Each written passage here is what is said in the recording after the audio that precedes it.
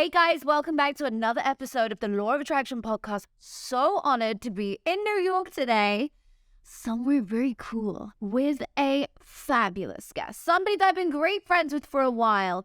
He is the creative economist. I said that right. That's what I've heard you nicknamed as. Number one creative economist in the world. You guys is on the show today. You're going to be learning all about podcasts from an Emmy-award winning TV producer. He is a media consultant. He is somebody who has rocked my world for the last couple of years knowing him. He is somebody who's respected by so many big names, the creator of major shows. You're going to find out as you watch today's show. You're going to learn in today's episode how to have an amazing podcast, how to be an amazing guest on a podcast, how to become a guest on a podcast, how to create content that is going to stick around for years and leave a legacy, how to inspire more people and create community.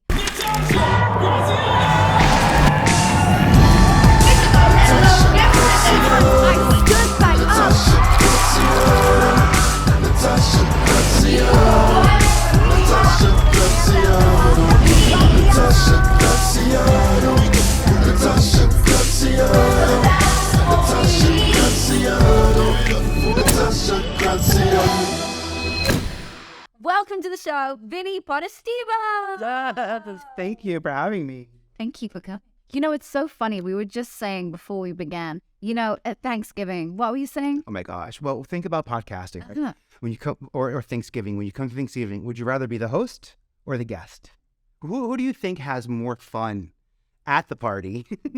Maybe you love preparing and the idea, the intentionality of the event and the research and making sure everything falls into place and the event works out well. That's like the equivalent of hosting a podcast.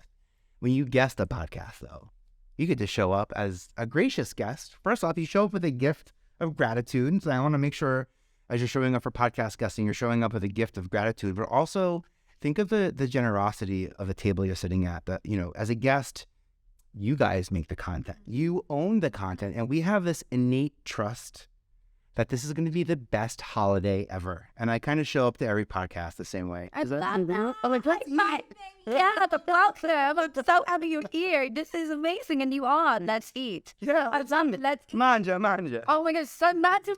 We both have two of our countries that we're from in common. Yes. Italian and Greek. Yes. I was blown away, but I knew when I met you, I was like, we have a lot in common. I was like, and I know it's where we're from. Like, it's so obvious. You know, I was like, this is obviously where we're from. It's like, it's screaming at it. I love it. Okay, there's so many things that you have inspired me. This is a really good friend of mine, you guys. This is somebody who I was excited to bring on because he, I believe, is paving the way at the moment for a new angle with podcasting. You're bringing together so many people. Collaboration is a big word that you use. You're really enabling everyone to be able to host their own show and have their own empire, have their own, zone. Let's dive into that. I'm like the inspiration enabler. I'll take it. What? All right, I'll take that. Like I'm that. going to enable anything. You know, I think the reason why I'm passionate about collaborating now is because both parties can own it. To be blunt, 20 years ago when I started TV, the network owned it. The network published it. The network had final say, even if it was two parties, creative parties that came together to collaborate something. And I think that was so powerful right now is the fact that we can create content and have that be intellectual property that we own. That's not something in America that has happened until the creator economy existed. And, I got to say this about the creator economy. If anyone doesn't know what the creator economy is, here's my New York perspective on it. This is why you are the number one creator economist. Oh, I appreciate you. Thank you. It's very important. The economy around creators has been important for me since the late 90s when I got to MTV and helped modern storytellers figure out how to tell their lives in 30-minute increments in reality TV. Wow. and on and on. But the fact that we own it, the fact that that it's on and forever, and there's nothing more valuable that we can be creating. There's nothing more that unites us than our audience, and there's nothing that gives us more strength than combining audiences, which when you combine two audiences, that's community. Yes. Like if there's a math equation for community, it's audience plus audience plus audience plus audience plus, Beyonce having a tour builds Beyonce fans at a Beyonce concert. When Beyonce's at Coachella with 50 other artists, that's a moment for community. And podcasters, if we don't get this right, I'm not saying, reality TV, went wrong. I didn't think reality TV was going to take the left turns and the right turns that it took ultimately. What I loved about reality TV was the opportunity to show you what it was like in a world that where the facts don't change, but the truths do, and to let you walk in someone else's shoe. I thought that was really important in the late 90s. But now it's about action. And now that we can own our content, we can write our own books and not have to get a publisher's approval or someone to edit it because it doesn't work with the advertisers that support that network. We have so much more power over our voice. And I'm inspired by that. We're building billionaire creatives. You know what I mean? We've never had that freedom to create and have ownership over it. It's so powerful. Such an amazing time that we're in. And you host these amazing rooms on LinkedIn, don't you? And every week. And I'm excited because you guys will have heard of me in one of Vinnie's recently. And it was so fun. But tell us more about that. Yeah, I'm excited about what's happening on LinkedIn. I feel creators stand out right now on LinkedIn. We're exotic, especially if we identify. Well, like that, exotic. We are exotic. I should so go on there. I'm like Miss Exotic. But you think about how you, as a filter for creativity, or a prism, even better, less of a filter, right? More of a prism for creativity. When a brand hits that prism and it hits the Natasha prism, I mean, that's inclusivity, that's sustainability, that is authenticity at truly at its finest, and how we build relationships with these brands now will impact the future of the creator economy.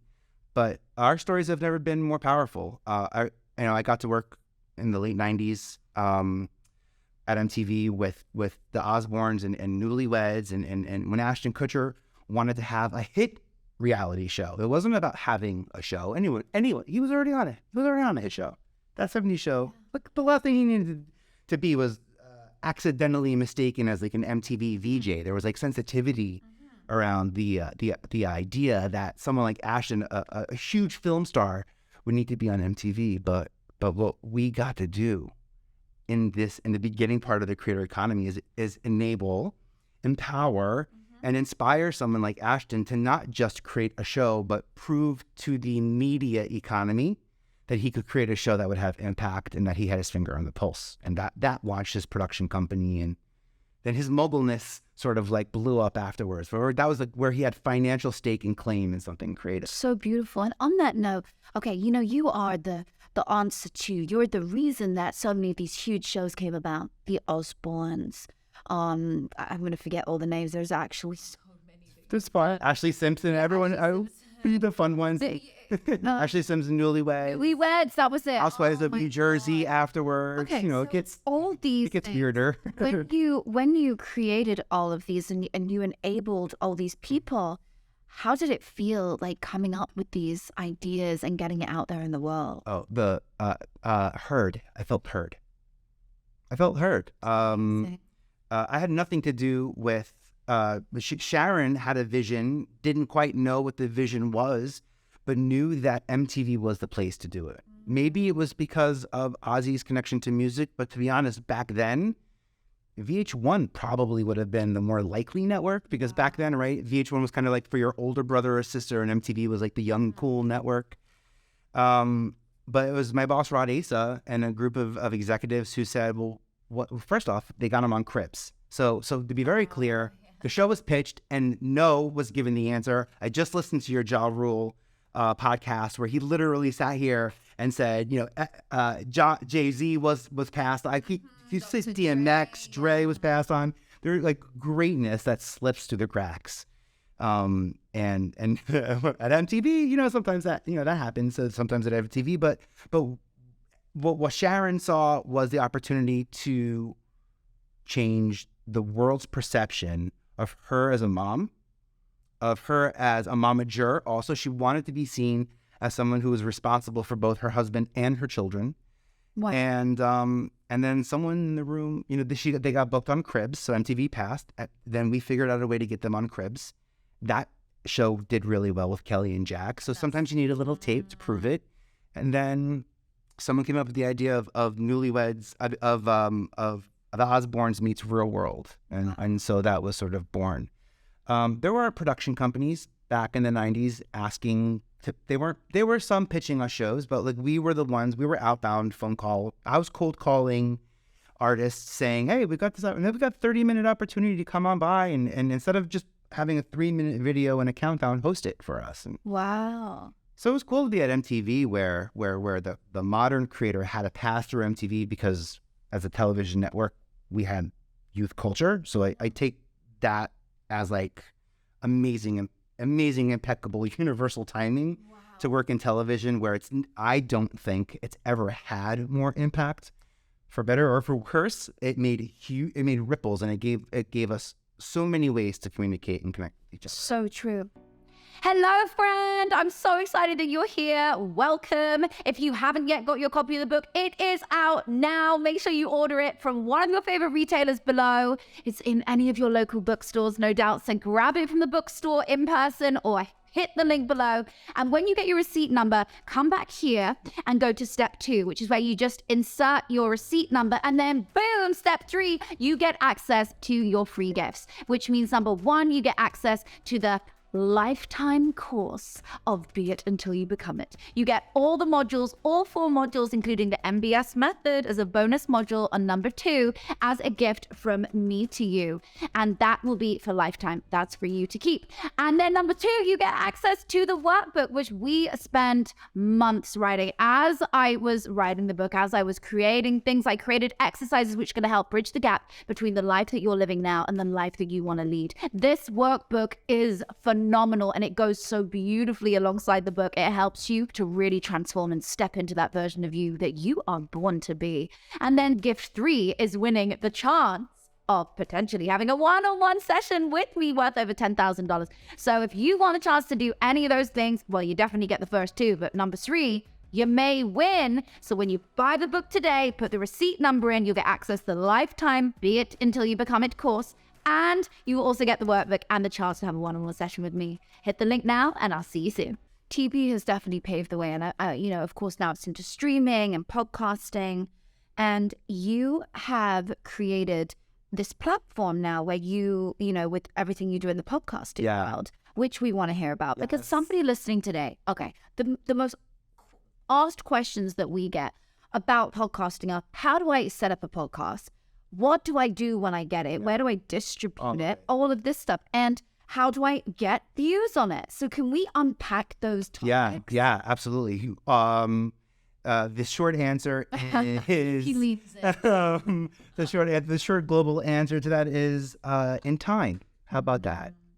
How about with all of those questions that just started to almost put me through a creative spiral, how easy it is for us to get overwhelmed in our own minds and creativity with possibility. I'm drawn to want to look at a calendar, look at a blank piece of paper and say, how much time? How much time do you want to see impact in a month? How much time do we want to see have an impact in 3 months? And that will help you. That will help you create all of that, right? Okay. So if somebody's starting today, where do they want to distribute it? How do they know if they're going to use Anchor or whether they're going to use just Apple? Where are they putting it? Yeah, so the way podcasts work, you have an audio file that goes on a server and then it's connected to directories. There are some platforms like Anchor, for example, that are similar in terms of content ownership to Instagram, perhaps, where Instagram has some rights to your content. They got a couple of rights to your content. It's not just yours if you post it on Instagram. You release some rights there. So Anchor happens to be one of those platforms where they get some additional rights. I prefer Podbean strictly because, it's kind of like the 2% milk of podcasters. Like there's nothing extra in it, and it's really pure and clean, and it keeps all of the rights to the podcaster. I think that's a really important, again, as they talk about intellectual property, for us to understand the ownership of the IP part. But as we're creating this content, I have to point out, I talk about galactic things. I'm thinking of a comet, and the thing that a comet does that's beautiful in the sky is it's visible, right? So there's visibility when you see the comment, but what makes the comment discoverable is when we take a photo of it. When NASA takes a photo of it, when everyone sees that the breaking into the universe and we're the global component to it. And I realized that visibility without that act of sharing does not lead to discoverability. Like discoverability needs that act of sharing to be successful. I think exposure without sharing is education, which is okay. Let's sit down and learn, and then homework afterwards. So you're focused on content, or entertainment, which is where I get passionate about from a podcasting perspective, because if it's just entertainment, the true goal is to get the eyeballs on ads. Yeah. And that's where entertainment for me in the public sector of TV is tough to swallow and tough to digest. And I think that's where the future of podcasting, narrowcasting, will not only fix the broadcast market, but will save those large televisions that we have on our wall, right? You close your eyes. You don't need to watch a podcast on TV and know what's on that TV. You could listen and not be in the room and hear, and experience that with your entire family. So I'm looking forward to that moment where the podcast meets broadcast. Wow, I love it. Well, you are pioneering the way for so many with that. We're all part of it. That's the thing. I just want to make sure that, and I want to make sure as early creators that you know how to win awards. Yes. So I have Oh my God, this is so cool. Okay, wait, guys, if you are a podcaster, you're somebody who loves doing what you do, you're a creator, what Vinny's about to say has been amazing for me. Oh my God, I love that. I don't know if I won that award. Yeah, absolutely. We'll talk about it after. Yeah. Take notes on that, Ash. We have to talk about that after. Well, that's the thing. There are awards that we didn't even know we qualified for. So I can't even imagine the awards that are out there. If you have an email list, if you have a podcast, a website, if you think of marketing strategy, here's one that I love. If you stack multiple websites together to create a specific outcome, there's actually an award called the Stackies. Oh my God. Okay, how do they apply for these awards? So most awards have a cycle. If you come to my Creator Hub at vpe.tv, it's a free Creator Hub for any creator. Is that yours? That's mine. Okay, mine. I'm going to put that link below. So this is how you're going to find out via Vinny's content. Oh, thank you. Yeah, my Creator Hub is, I'm so excited about what we put in here. 99 plus awards worthy of winning, 60 creator influencer marketing platforms that are paying podcasters and creators like us, to be honest, on the high end and on the emerging end of influence, ways to get your podcast on IMDb. The power of your podcast as intellectual property being in the same catalog on the Internet Movie Database, right next to E.T. and Titanic and all my favorite movies. And as executive producers of a podcast, we get EP credit and host our guests. It's an amazing opportunity for discoverability. So it is the creator economy. And we are exotic on LinkedIn. And the way that creators are exotic on LinkedIn, I like to think that business experts, CEOs, SMB owners, and entrepreneurs that are already successful in LinkedIn can shine on IMDb. Because IMDb.com, the Internet Movie Database, to me, is sort of like the creator version of LinkedIn. So if creators are exotic in LinkedIn, then us business folk are exotic on IMDb. And that's where the TV networks are looking for experts like us. Yeah. It's great to be under their nose. I love it. I went on a show recently. It was on IMDb. It was so cool. It's really nice to have that. Wow. Okay, I'm gonna turn the train right now, and we are gonna go down a route on something that blows my mind. So I created, as you guys know, the 5 pillars, 5 steps to manifesting your goals. Yeah. And they are: 1, getting clarity of your vision. Number 2, removing the self-limiting beliefs, the doubts, the blockages. Number 3, replacing the old self-limiting belief with a new belief about yourself. Pillar 4, expand your vision. And pillar 5, take inspired action. And you have created from these 5 pillars. Yeah. You have been inspired to create your own. Tell us about them. Oh, by the way, I'm here I am with all this information and experience in my head, trying to figure out how to make sense of it all. And when I saw your 5 steps, your 5 pillars, everything about that process rang true to me. Clarity. I can't tell you how many people come into my office at MTV now asking for something, and I sit there and I go, do you really want to you really just want to be a TV host. You don't want to have like your own company, your own product, and maybe be asked by TV shows to come on as a guest host, but appear as yourself. Do you don't think that that's like really what you're looking, genie in a bottle, like you have these goals that are not quite clear yet. Be careful what you ask for in this industry, because people will give you a version of their interpretation. Maybe no harm done, but no malintent, not intentional. But clarity is so important in that step. I agree. I think the next thing for me that really rang true was how strategy.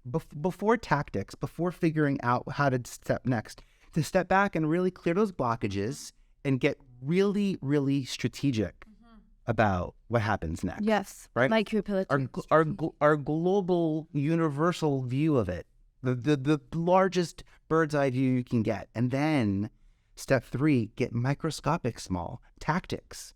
And this is where I realized in this book right here, Be It Until You Become It, I like to say in tactics is the time where we do inventory.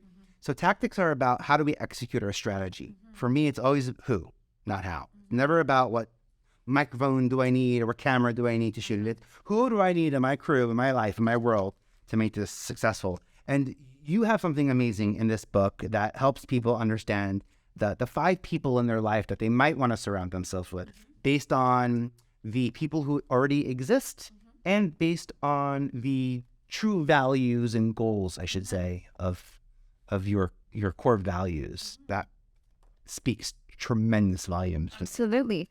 Oh, we can dive in on that. I mean, the people that you have around you, the 5 people, it is an average of who you are. Yeah. So if you are surrounding yourself with geniuses, let's say you have 5 geniuses in the room, you're going to solve the problem. If you've got 5 delinquents in the room, you are going to lower your average. Do you want to surround yourself with success or failure? Now, I'm not saying that you're going to have a win the whole way, because we don't. We fall. We fail. Those are a part of winning. Those are a part of success. When we fail is when we know, okay, I need to get back up. Those of you who don't get back up, you just didn't want it enough. Maybe it wasn't the time for you. Maybe it wasn't, when I look at stars, other stars around me, and I'm like, yeah, you know what? When I meet these incredible musicians and artists and people who've put a lot in, yeah, they've gotten through it every single time to get there. Yeah. And there's so many people who are just as talented as them, if not more in so many ways, but they haven't got there because they gave up. They gave up too soon. Yeah. And I love how you are explaining to people how they can create and pave their own way and not to give up and to believe. So this leads us on to your next one, which is tactics inventory. Yeah, inventory, right? Make sure you've got the right team around you. I think the thing I learned most from your podcast with Ja, just to reply back to one of those podcasts I heard of yours, was how important that team is. When you find the right team, you can trust. Look, technology is going to change.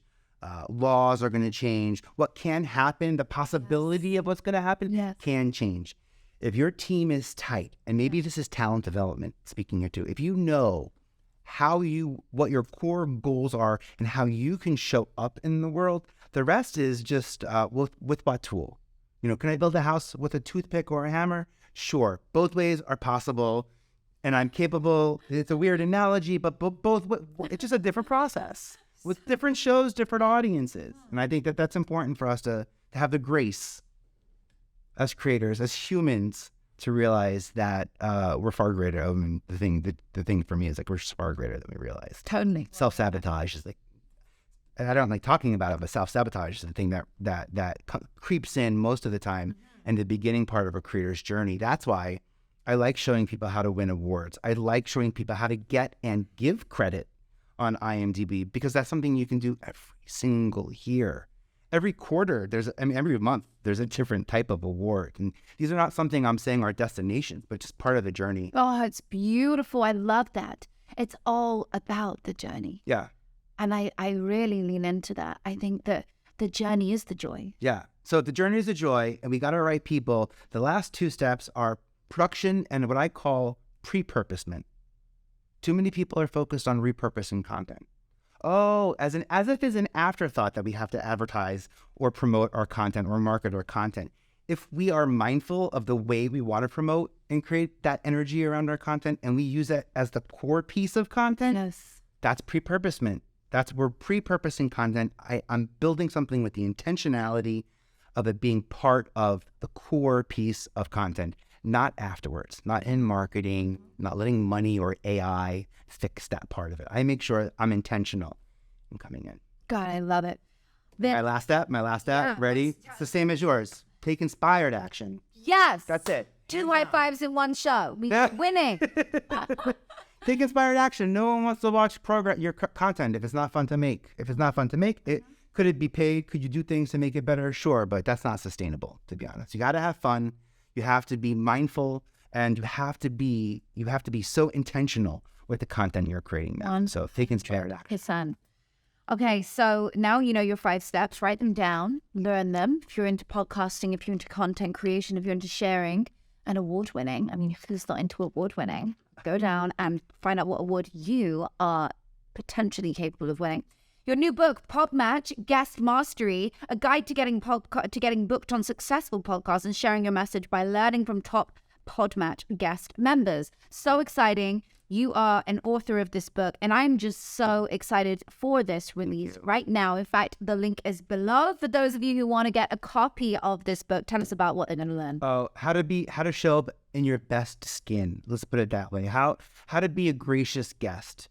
That's genius. Like, where else do you learn about how to be a great guest? Is that weird to say? No, it's so good, and you are. And by the way, I've seen you go from podcast to podcast, and if you're watching right now, I'm doing with my hands an elevation of climbing up because you are. You're going from podcast to podcast, and it's amazing. You're hopping around and you're getting on bigger and bigger shows. Hello, you're on this one. Hey. Often number 3 on Apple's top show for education. Yeah. So, you're totally rocking it out, babe. Like, Thanks. you're doing your thing. So they're going to learn how to... And I'm bringing us with us. This is the coolest part. I'm doing what I did 25 years ago at MTV, auditioning all the stars, just meeting people I don't even know what their capabilities are, just getting in the room with people without any judgment. Yes. And figuring it out in the room, building trust in the room, building community in the room. I know it's going to be successful because, these relationships I made 25, 30 years ago are still as fruitful today as they were back then. And again, the way we show up as there's some of us feel like there's not enough time. There's not enough time to have a podcast. There's not enough time to have a blog. There's not enough time to, as a guest on a podcast, I have to be honest, it's after you do all the hard work, you got to do hard work if you're going to be, you got to know how you're going to show up, what your tone is, what type of topics you're talking about, how you can support those people that are beyond your scope and services and the sales piece, right, that goes on. You get through that talent development piece, it's like liquid, it's gold, it's currency, and you own it, and I trust you, and forever we got to build something together, beautiful. And you can't take that away. You can sell it, but you can't take it away. I love that. That's special. Beautiful. That's so special. Well, Vin, it's been a pleasure having you on today. I am so grateful. If you guys have enjoyed today's show as much as I have, make sure you share this with a friend. Make sure you subscribe to Success Podcast. Subscribe to the Law of Attraction Podcast. Hit the like button. Send a review. We love your reviews. If you want to review the show, it means the world. And tag me if you do, because I often shout you out here on the show or on my Instagram. I'd love to thank you personally to my millions of followers and make you the shining light of the day. So please do review it and send me that in. Thank you so much to everybody for tuning into the Law of Attraction Podcast. I'm your host, Natasha Graziano. This is your beautiful guest, Vinnie Potestivo, and we'll see you soon.